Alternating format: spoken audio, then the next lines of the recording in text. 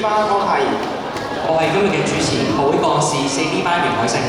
今日嘅比賽係由數學、科學、物理、化學、生物同埋電腦學會合辦。希望透過比賽嘅形式，加強同學對 STEAM 嘅認識，提高同學對 STEAM 嘅興趣。而家先介紹翻今日嘅比賽。今日台上嘅比賽分為3個回合，分別係 STEAM 必答題、STEAM 睇片題同埋 STEAM 搶答題。比賽除咗會分數嘅上面嘅高下，亦都會根據台下同學嘅應援同埋反應，設立最佳應援獎。係啊，我知道呢個獎係由最專業嘅 STEAM 老師 Miss Yan 甄雪瓊老師選出添。所以台下嘅同學請大力歡呼鼓掌，為自己班嘅同學仔加油！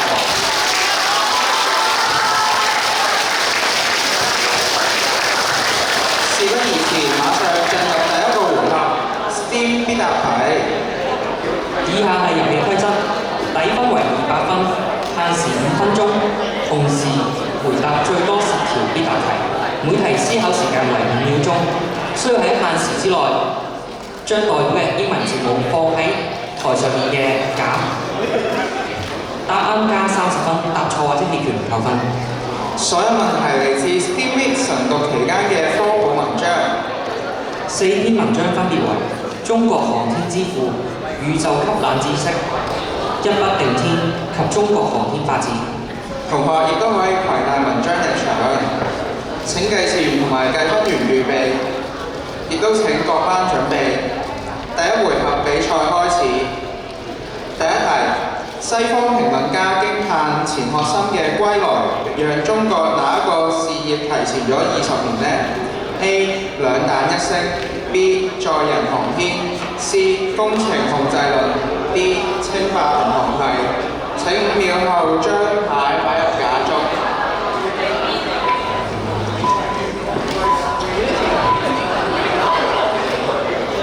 正確答案係 A. 兩彈一星。以上分別回答正確，各加30分。第二題，邊一年楊利偉成為中國首位進入太空嘅航天員呢？ A. 1970年 B. 1992年 C. 2003年 D. 侏羅紀時期。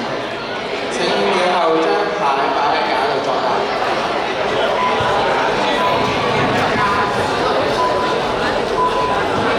時間到，正確答案係 C. 2003年。以上分別回答正確，各加30分。第三題，金星自轉一圈一天需要幾多個地球日呢？ A. 24小時 B. 225個 C. 243個 D. 等到天荒地老。請5秒後將牌擺喺架度作答。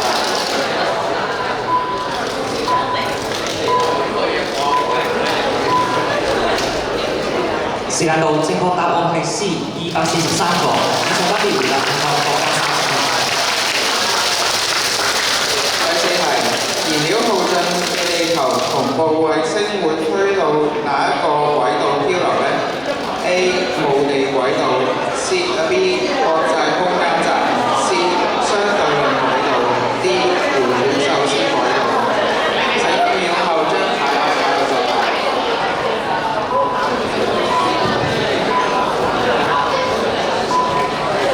時間到，正確答案係 A. 墓地軌道。以上分別回答正確，各加30分。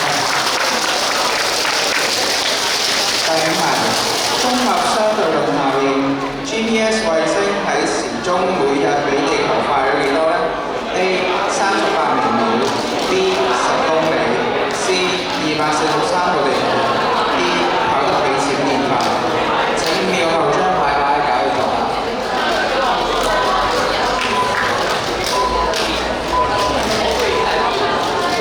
時間到，正確答案係 A. 38微秒。以上分別回答正確，各加30分。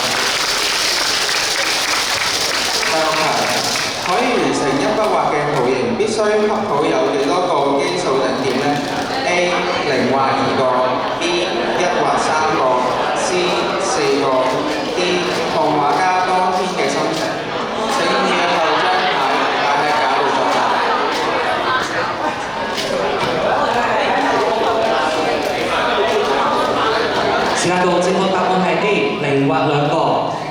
分別回答正確，各加30分。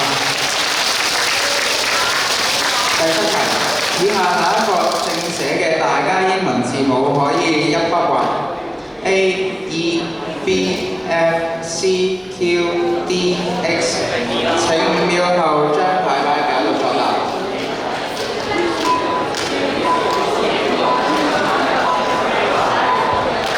時間到，正確答案係 C Q。以上3題回答正確，各加30分。第8題，國家錨定喺乜嘢嘅時間點之前實現中國人登陸月球呢 ？A 2026年前 ，B 2028年前 ，C 2030年前 ，D 下個禮拜一。請5秒後將答案擺喺架度。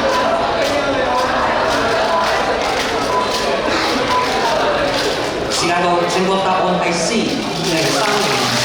以上3題回答正確，各加30分。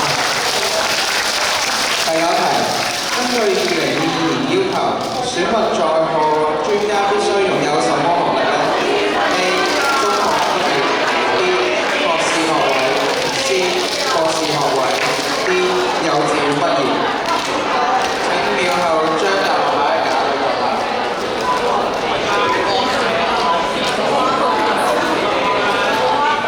時間到，正確答案係 C 博士學位。以上3題回答正確，各加30分。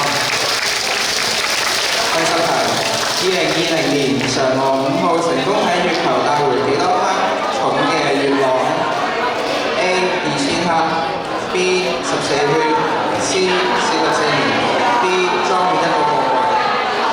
請5秒後將答案擺喺架入邊。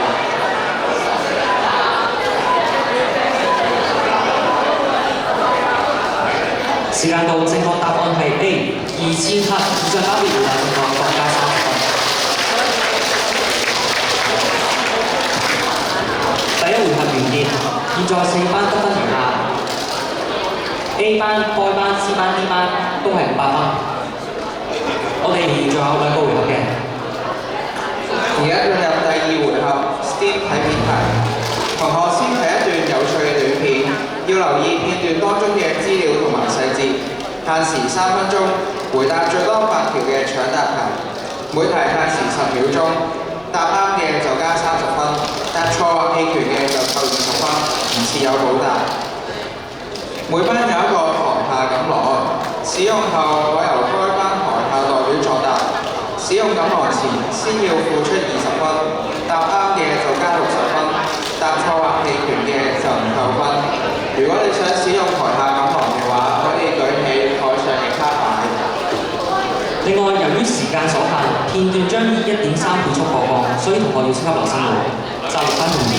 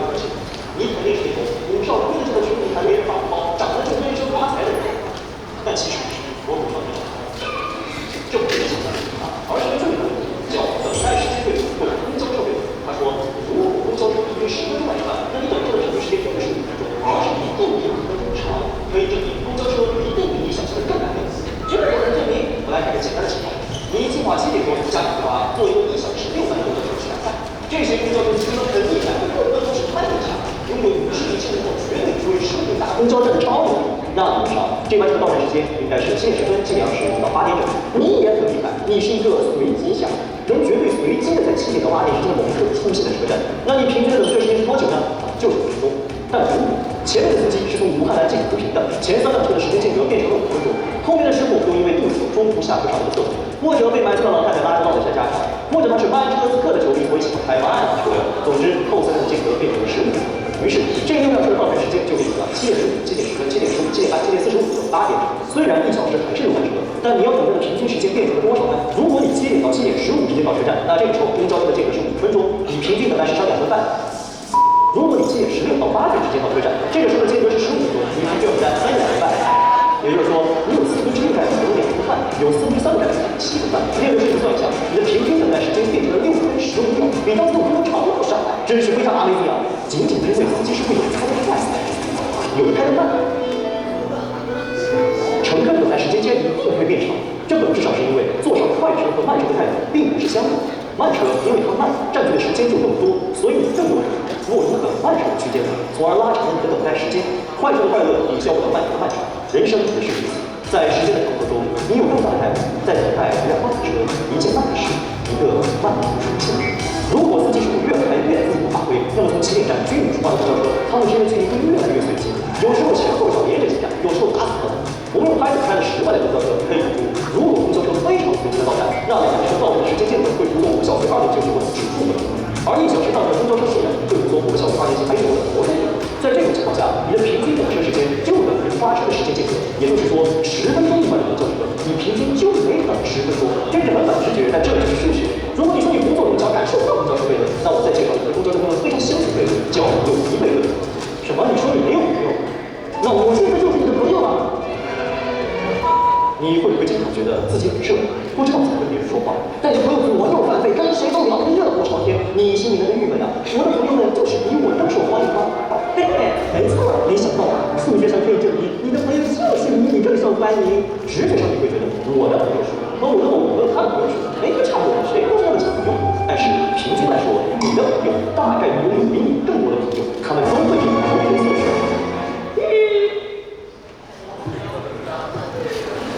第二回合即將開始，依家請各班士中，台上依家有3個鐘嘅程序一試，先請呢班士中。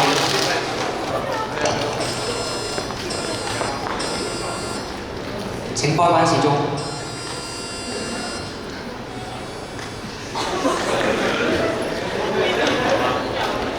試晒3個鐘。請 C 班男士中。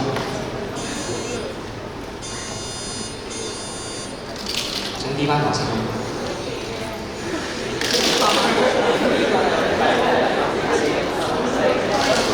提醒同學，撳鐘之後切勿心急作答，必須等到主持清楚講出作答分別之後先至可以作答，否則即使答啱，亦都會被當錯誤論扣20分。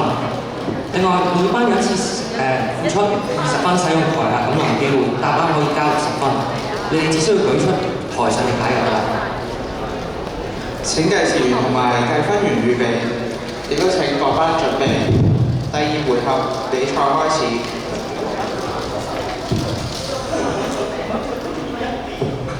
請 D 班同學回答。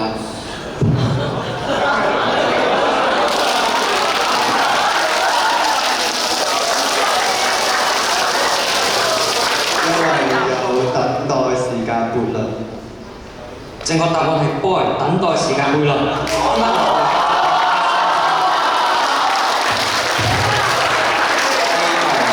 如果價格唔公平嘅話，5或者15分，平均等待時間係幾多呢 ？A 維持不變 ，B 縮短時間 ，C 一定會變長 ，D 觸犯異世界傳數。請 D 班同學C 一定會變長。正確答案係 C， 一定會變長。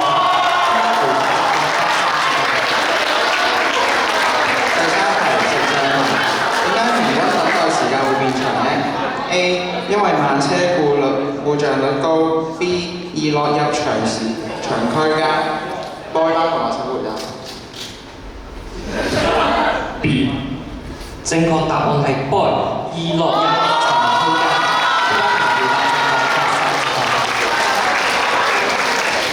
第4題，隨機到站嘅車輛其時間間係服從係咩 ？A 指數分佈 ，B 該班同學請回答。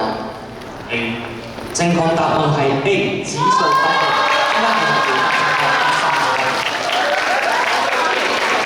第5題，1個小時內到站嘅車輛數目服從係咩 ？A 客路里分佈 ，B 拍重分佈 C。D 班同學請作答。boy 拍重分佈。正確答案係 boy 拍重分佈。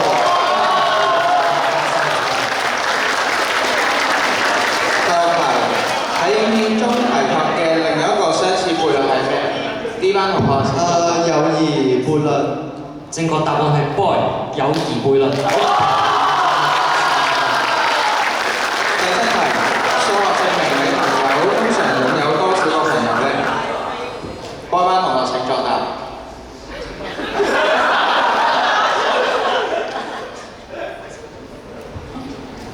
需唔需要使用牌啊？比你更多，請重複。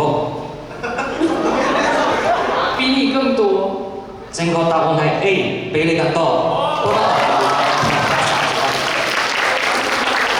第八題，友誼悖論説明咗哪個社交現實呢？ A. 你係社交邊緣人 B. 社交圈中心化 C. 易認識社交達人 D. 能量不對等參數。D 班同學請作答。A 你是社交邊緣人。答案錯誤。D 班同學扣20分，有冇補答？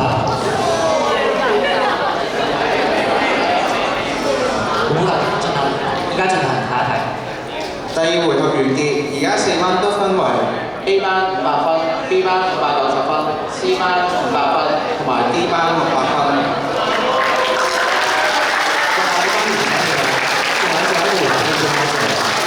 即將進行第3回合 STEAM 搶答題，限時8分鐘，回答15條，每條限時10秒鐘。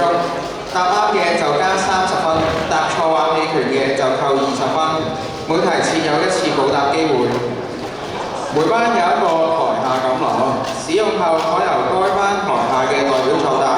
使用錦囊前先要付出20分，答啱嘅就加60分，答錯或棄權嘅就唔扣分。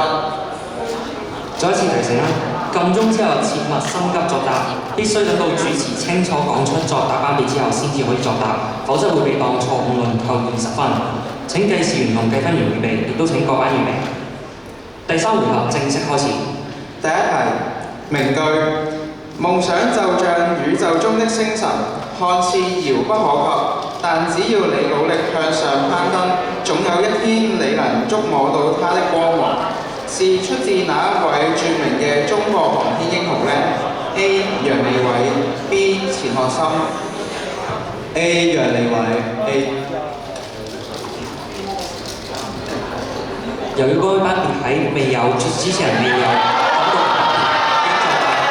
該班將會被扣20分。C. 常樂 D. 黃亞平。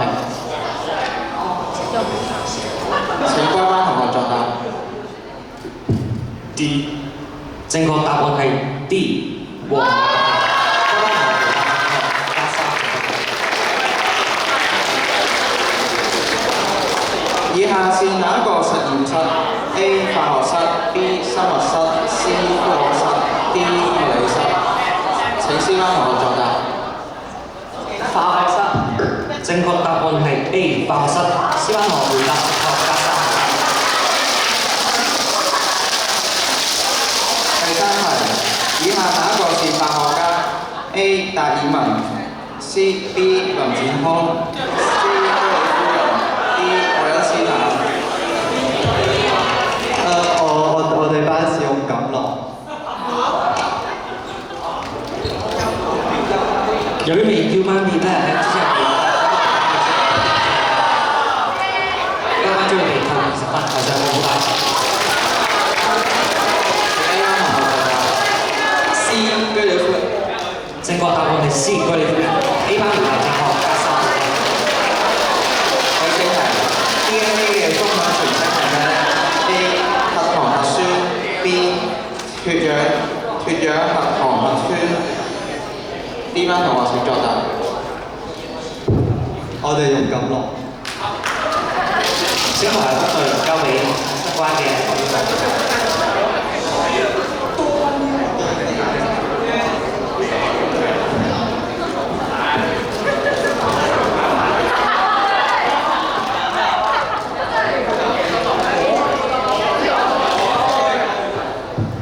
正確答案係 boy 脱氧核糖酸。呢班同學回答正確，加60分。第五題，以下哪一個不屬於程式語言呢 ？A. Python，B. C 井，C. Java，D. HTML。請 B 班同學作答。答案錯誤。D 班同學扣20分，台上冇答。請 B 班同學作答。D。正確答案係 D HTML。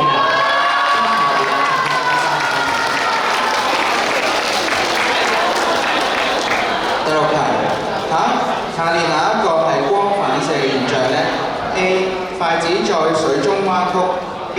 鏡子成像 ，C. 放大鏡放大 ，D. 陽光透過玻璃。請 B 班同學作答。B。正確答案係 boy 鏡子成像。B 班同學正確加30分。第七題，下列哪一種物質與水會發熱呢 ？A. 食鹽 B. 生石灰 C. 白糖 D. 麵粉。A 班同學請作答。B。正確答案係 boy 生石灰。A 班同學回答正確，加30分。第八題，光合作用喺植物細胞裏邊邊一個結構進行呢 ？A. 粒線體 B. 葉綠體 C. 細胞核 D. 細胞膜。請 A 班同學作答。B。正確答案係 boy 葉綠體。A 班同學回答正確，加30分。第九題，以下哪一個網址為無效網址呢 ？A. B。C 班同學請作答。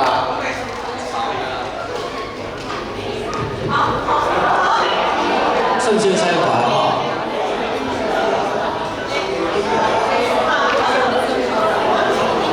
使用感樂。好，C 班同學使用感樂先扣20分。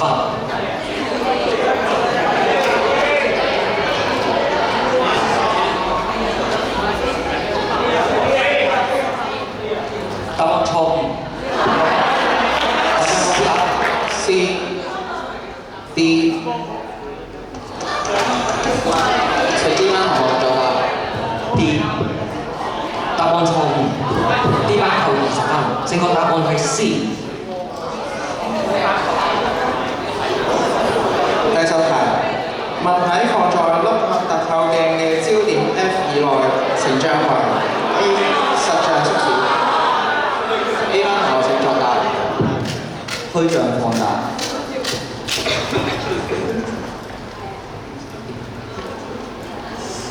答案錯誤。A 班減20分。台上冇答。B. 實像倒立 C. 推像正立放大。該班同學請作答。C。正確答案係 C。推像正立放大。第11題，夏天飲嘅汽水冇泡泡，泡泡裏邊嘅氣體係咩 ？A. 氫氣 B. 氧氣 C. 二氧化碳 D. 水蒸氣。D 班同學請作答。C 二氧化碳。正確答案係 C。二氧化碳。D 班同學回答正確，加30分。第12題，人體分泌嘅胰島素嘅器官係邊個呢 ？C 班同學請作答。請重複。正確答案係 C。胰臟。D 班同學回答正確，加30分。第13條圖片題，證明你不是機器人。A. B. C. D. 對不起，我不是人。請 D 班同學作答。A。答案錯誤。D 班同學台上冇答。A 班同學請作答。正確答案係 boy。A 班同學回答正確，加30分。第14題 ，Let's Meet 係一組早期網絡時代有一個有趣嘅字體。以下哪一個是 Let's Meet 嘅字體呢 ？A. B、C、D。請 D 班同學作答。A。答案錯誤，D 班減20分。台上有冇答請 A 班同學作答。由台下等？A 班上台下等落，先減20分。boy 答案錯誤，A 班8分。正確答案係 C。時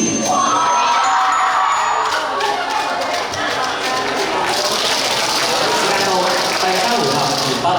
現在各班得分如下 ：A 班580分，boy 班710分，C 班540分，同埋 D 班550分。恭喜 B 班獲得亞軍，亦都恭喜 B 班獲得冠軍。而家我哋有請吳超副校長為我哋頒獎。我哋先請亞軍班別代表同學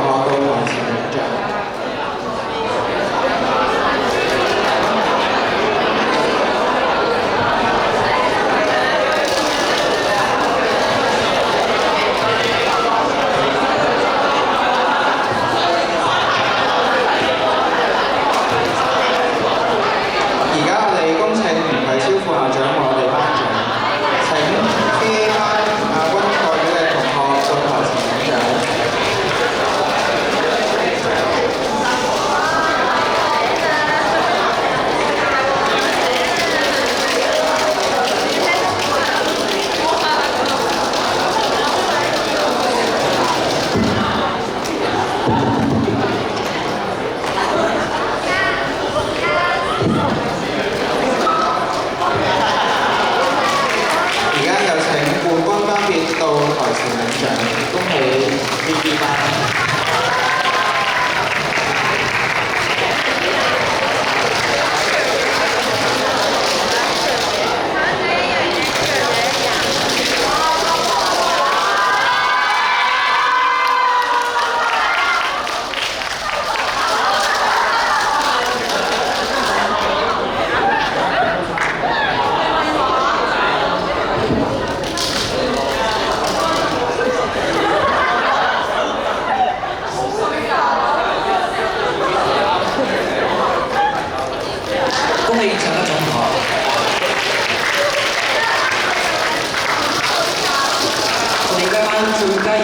經過評委挑選之後，最佳英文班係 Free Boy 班。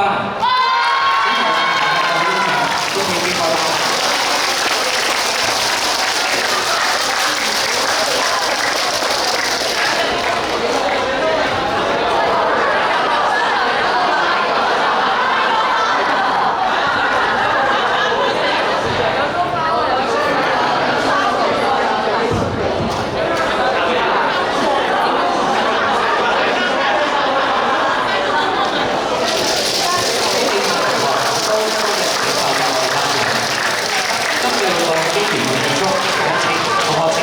有序咁樣分批離開，